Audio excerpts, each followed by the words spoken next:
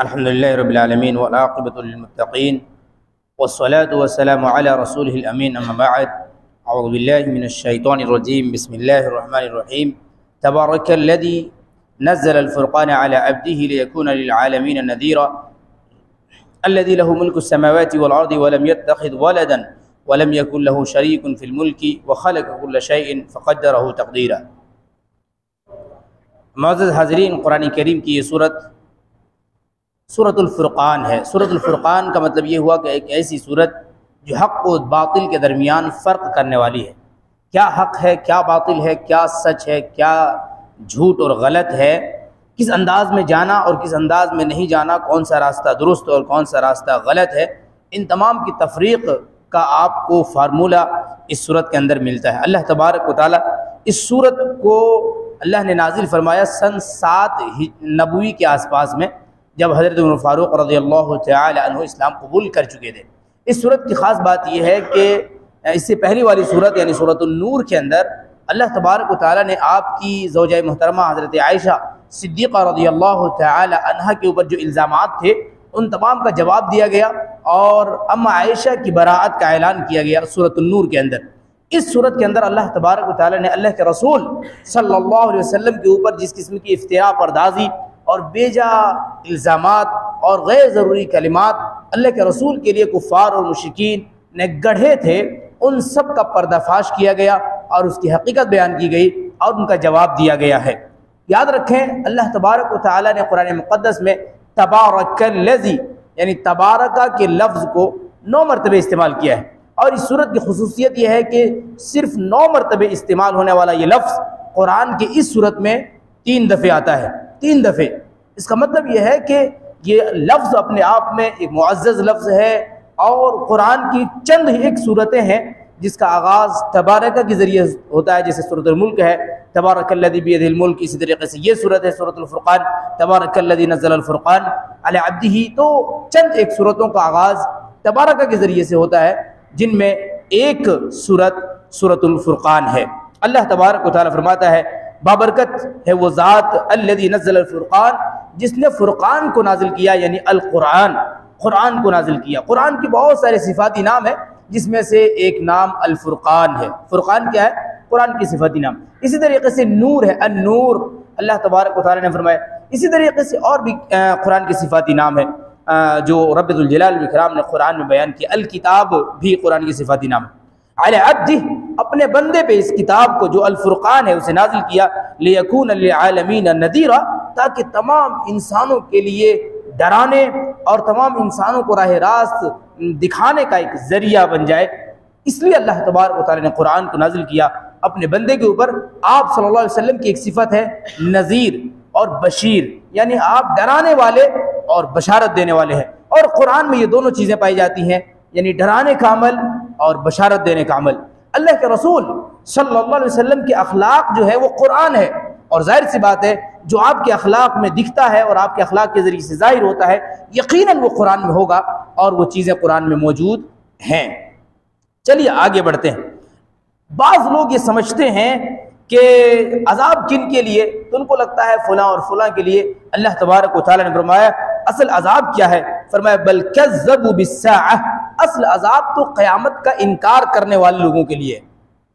अब सवाल पैदा होता है कि भाई बहुत सारे मोमिनों और मुसलमानों के लिए तो अज़ाब है, तो वो कहाँ क़यामत का इनकार करते हैं, वो कहाँ आखिरत का इनकार करते हैं? मामला यह है कि आखिरत के तई अल्लाह तबारक व तआला से मुताल्लिक़ इंसान का ईमान जितना मजबूत होगा वो उतना ही ज़्यादा मुत्तक़ी व परहेज़गार होगा, और जितना कमज़ोर होगा उसी के मुताबिक उस इंसान में गफलत, उस इंसान में कोताही, उसमें बेअमली और बदअमली के मज़ाहिर पाए जाएंगे। ज़रा सोचिए, हम में से कोई भी इंसान जानबूझ करके होश व हवास में बिजली के सॉकेट में अपनी उंगली को कभी नहीं डालता, क्योंकि हम में से हर आदमी आखिरी दर्जे तक जा करके यकीन रखता है कि इसमें डालते ही झटका लगेगा और अभी मेरा काम तमाम भी हो सकता है। अब जो इंसान इस दर्जे में अल्लाह तबारक व तआला पे ईमान रखता है कि आखिरी हद तक और आखिरी दर्जे में क़यामत पे ईमान रखता है, वो भला कोई गुनाह करने की जुर्अत कैसे कर सकता है? अल्लाह तबारक व तआला ने फरमाया वअअदना लिमन कज़्ज़ब बिस्साअति सईरा, और जो क़यामत के दिन का इनकार करता है क़यामत के दिन का इनकार करने वाला, वो आदमी जो कुरान क़यामत के दिन को झुठलाता है, हमने उनके लिए जहन्नम के अजाब को तैयार किया है। इसी तरीके से बाज़ लोग आमतौर पर ये मामला बड़ा कठिन होता है। मैं हमेशा एक बात कहता हूँ कि दोस्त चुनो तो अच्छा चुनो। तो सारे लोग कहते हैं साहब दोस्ती तो हो जाती है ना, की कहाँ जाती। मेरा ये कहना है कि दोस्ती तो की नहीं जाती, बल्कि हर हाल में की जाती है। ये ऐसा नहीं है कि थोड़ा सा यूं कर लिए वो दोस्ती हो गई, नहीं, बल्कि करना ही पड़ता है। दोस्ती तो भैया होने वाला अमल नहीं, किया जाने वाला अमल है। क्योंकि दोस्ताने का ताल्लुक मामलात से, दोस्ताने का ताल्लुक एक दूसरे की सोहबत से, दोस्ताने का ताल्लुक एक दूसरे को वक्त देने से, उसके बाद मोहब्बत और दीगर तमाम चीज़ों की बारी आती है। अल्लाह तबारक व तआला ने फरमाया, और अगर दोस्ताने का ताल्लुक इंसान के अपने इख्तियार में ना होता तो कुरान करीम की ये आयत यकीनन नहीं नाजिल हो सकती थी। क्योंकि अल्लाह तबारक व तआला ने किसी भी चीज़ को जो खिलाफ फितरत हो, जो इंसान के मिजाज, उसकी फितरत और उसकी तख्लीक के खिलाफ हो, रब्बुल जलाल वल इकराम ने हमें और आपको उसका मुकल्लफ नहीं बनाया। और जब हमें और आपको इसका मुकल्लफ बनाया गया कि दोस्त अच्छे चुनो, साथी अच्छे चुनो, संगत अच्छे लोगों के इख्तियार करो, का मतलब ये है कि हमारे और आपके इख्तियार में है, हमारे और आपके दायरे इक्तिसाब में है। यानी हम उसको चुन सकते हैं, हम उसको बना सकते हैं। कुरान करीम में अल्लाह तबारक व तआला सूरतुल फुरकान की आयत नंबर 27, 28 और 29 के अंदर फरमाता है, व यौम यअद्दु ज़ालिमु अला यदैहि यक़ूलु, जब जालिम आदमी, जालिम इंसान, गुनाहगार इंसान अपने हाथों को चबाएगा, अपने हाथों को खाएगा और कहेगा, क्या कहेगा, यक़ूलु या लैतनी इत्तख़ज़तु मअर रसूल सबीला, एक काश मैंने अल्लाह के रसूल सल्लल्लाहु अलैहि वसल्लम ने जो रास्ता बताया था, मैंने उस रास्ते को इख्तियार किया होता, मैंने उस रास्ते को इख्तियार किया होता तो आज मेरी हालत ना होती।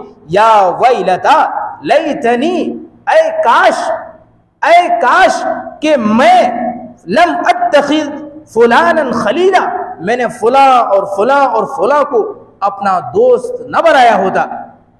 याद रखिए, जब इंसान दुनिया में अपने बहुत सारे काम करता है ना और कामयाबी मिलती है तो उसका पूरा क्रेडिट इंसान अपने आप को देता है।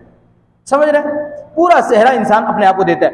अपनी अक्लमंदी, अपनी चालाकी, अपनी सलाहियत, अपनी मेहनत, अपनी कोशिश, अपनी कुर्बानी सब अपनी दिखाता है। लेकिन जब नाकाम होता है तो फुला और फुला और फुला और फुला की वजह से मैं नाकाम हो गया। यही मामला होगा जब आखिरत में ये लोग नाकाम होंगे और इनके जराइम साबित होंगे तो ये क्या कहेंगे, या वैलता लैतनी लम अत्तखिज़ फुलानन खलीला, काश कि मैंने फुला को अपना दोस्त न बनाया होता, उसकी वजह से मैं गुमराह हो गया, उसकी वजह से मैं बेरारो हो गया, उसकी वजह से मैं भटके हुए रास्तों पे मैं जाने लगा और आज मेरी हालत है कि मैं अल्लाह के नज़दीक जालिम हूँ, मैं अल्लाह के नज़दीक मुजरिम हूँ और अनकरीब मेरा ठिकाना जहन्नम होने वाला है। लक़द अज़ल्लनी आनि ज़िक्री, उनका दोस्ताना इतना बुरा था कि उसके दोस्ताने ने मुझे जिक्र, कुरान की एक सिफत थी, सिफाती नाम जिक्र है, उसने, उसकी दोस्ताने ने मुझे कुरान से गाफिल रखा, कुरान से दूर रखा, बअद इज़ जाअनी, जबकि कुरान हमारे पास आ चुका था, कुरान हमारे सामने मौजूद था।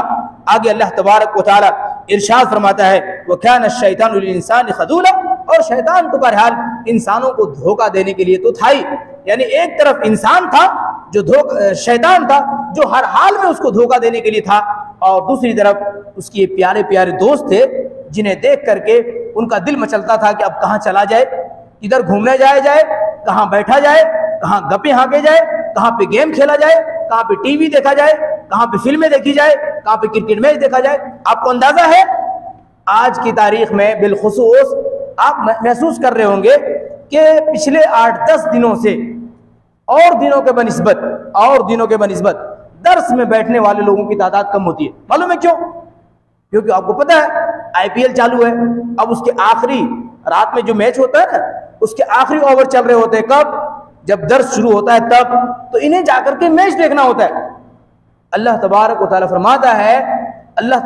फरमाता है कि लोग इन तमाम लोगों की सोहबत की वजह से क़यामत के दिन जालिम करार पाएंगे, और उनका ये करार पाना, जालिम करार पाना बदतरीन जुल्म का सबूत होगा उनके खिलाफ, जो गोया कि उन्हें हलाक को बर्बाद करने के लिए काफ़ी होगा। मेरे भाइयों, हमें और आपको चाहिए कि सोहबत अच्छी इख्तियार करें, अच्छे लोगों के दोस्ताने कायम करें, उससे हमारी और आपकी दुनिया की ज़िंदगी और आखिरत की ज़िंदगी दोनों बेहतर हो सकती है। इस कुरान करीम की खूबियों में से बेशुमार खूबियाँ हमारे और आपके सामने हैं, जिनमें एक खूबी ये है बिलखुसूस इस सूरत की, कि इस सूरत में अल्लाह तबारक व तआला ने इबादुर रहमान, रहमान के बंदों की खुसूसियात और उनकी सिफात बयान की है। 14 आयात हैं, आयत नंबर 63 से लेकर के 76 तक, यानी 63 से लेकर के 76 तक ये 14 आयतें हैं, जिन आयतों को जामे आयात कहा गया है। अहले इल्म ने इन आयात को जामे आयात कहा गया है। अगर कभी आपको मौका मिले, आपको फुर्सत मिले, तो कुरान करीम खोलिए, सूरतुल फुरकान की आयत नंबर 63 यानी 63 से लेकर के 76 तक की तिलावत कीजिए। इसका माना देखिए, इसका मतलब देखिए, तो आप समझेंगे वाक़ियतन रब्बुल जलाल वल इकराम ने अपना इबादुर रहमान, रहमान के बंदे किन्हें कहा है। मुख्तसर और इख्तिसार के साथ अगर मैं बात करूं तो अल्लाह तबारक व तआला ने फरमाया इबादुर रहमान अल्लज़ीना यमशूना अलल अर्दि हौना, अल्लाह के रहमान के बंदे जो ज़मीन पे जब चलते हैं तो नरमी के साथ चलते हैं, तवाज़ो के साथ चलते हैं। और व इज़ा ख़ातबहुमुल जाहिलूना क़ालू सलामा, और जब बिगड़ेल किस्म के लोग, बदमिजाज लोग, बद अखलाक लोग उनसे मुखातब होते हैं तो वो इत्मीनान से सलाम करके आगे बढ़ जाते हैं। क्या मतलब है? यानी बदमिजाज लोगों से वो उलझते नहीं है, वो अपनी और उसकी इज्जत की हिफाजत कर जाते हैं, वो अपने आप को और उसको गुनाहगार होने से बचा लेते हैं। और याद रखिए, गुनाहगारों को गुनाहगार होने से बचाना ये उनके साथ ताउन है, ये उनके साथ ताउन है, ये उनकी मदद करना है। और वो गुनाहगार कैसे होते? अगर आप उनसे उलझ पड़ते तो उसकी सिफतों में से एक सिफत झूठी बातें करना, दूसरी सिफत गालियां देना, तीसरी सिफत गैर जरूरी चीखना चिल्लाना, और बहुत सारी सिफतें होती हैं जो बुरे लोगों की सिफत होती हैं। जब उनको गुस्सा आएगा तो ये तमाम काम जो बुरे हैं वो करना शुरू करेगा और वो गुनाहगार होगा। लेकिन एक मोमिन बंदा, अल्लाह का जो रहमान का बंदा है, वो उन्हें सलाम करता हुआ, उनको एक तरीके से इज्जत देता हुआ आगे बढ़ जाता है। और वो आदमी भी अंदर से खुश हो जाता है, अरे देखो फलां आदमी मुझको सलाम करता है, तो वो अंदर से खुश हो जाता है और वो आदमी भी अपने आप को, अपनी इज्जत और आबरू की हिफाजत करते हुए आगे बढ़ जाता है। फरमा वल्लज़ीना यबीतूना लिरब्बिहिम सुज्जदन व क़ियामा, अल्लाह के रहमान के ये बंदे ऐसे होते हैं कि रात वो कैसे गुजारते हैं? सजदों में गुजारते हैं, क़याम में गुजारते हैं, यानी अल्लाह तबारक व तआला की इबादत में गुजारते हैं, अल्लाह की इबादत में गुजारते हैं, तस्बीहात में, तिलावत कुरान में, और बिलखुसूस क़ियामुल लैल में, सजदे की हालत में और क़याम की हालत में। वल्लज़ीना यक़ूलून, और इनकी दुआएं कैसी होती है? वो क्या कहते हैं? जब बोलते हैं तो क्या बोलते हैं? जब अल्लाह से मुखातब होते हैं तो कैसे मुखातब होते हैं? जब दुआ के लिए हाथ उठाते हैं तो क्या दुआ में मांगते हैं? वो कहते हैं रब्बना सरिफ अन्ना अज़ाब जहन्नम, ए अल्लाह तबारक व तआला तो हमसे जहन्नम के अजाब को फेर दे। फरमाया इन्ना अज़ाबहा काना गरामा, इसलिए कि जहन्नम का अजाब बदतरीन अजाब है, वो इंसान को बदतरीन चिमटने वाला अजाब है, वो लगने वाला अजाब बदतरीन अजाब है।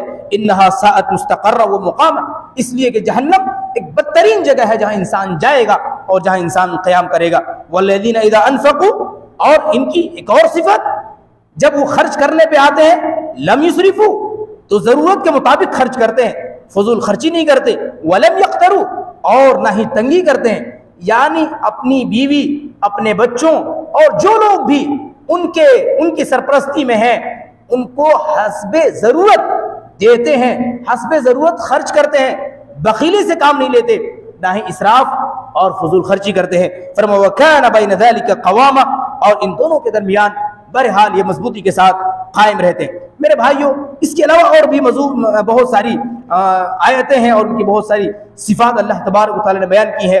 हमें और आपको चाहिए कि हम अल्लाह तबारक व तआला के वो बंदे बने जिनकी सिफात अल्लाह तबारक व तआला ने इन आयात में बयान फरमाई है। आखिर में अल्लाह ताला से दुआ करता हूँ रब्बुल जलाल वल इकराम हम तमाम को रहमान का बंदा बना, हम सबको तू अपना मखसूस बंदा बना जिससे तू राजी होता है और जिनके लिए तू जन्नत को लिखेगा, जिन्हें जन्नत में तू दाखिल करेगा और जिन्हें जहन्नम से तू आज़ाद करेगा। रब्बुल जलाल वल इकराम ये ताक रातें, ये कद्र की रातें, जिनमें से कोई एक रात शब कद्र है, रब्बुल जलाल वल इकराम हमारी किस्मत में वो रात मुक़द्दर फरमा।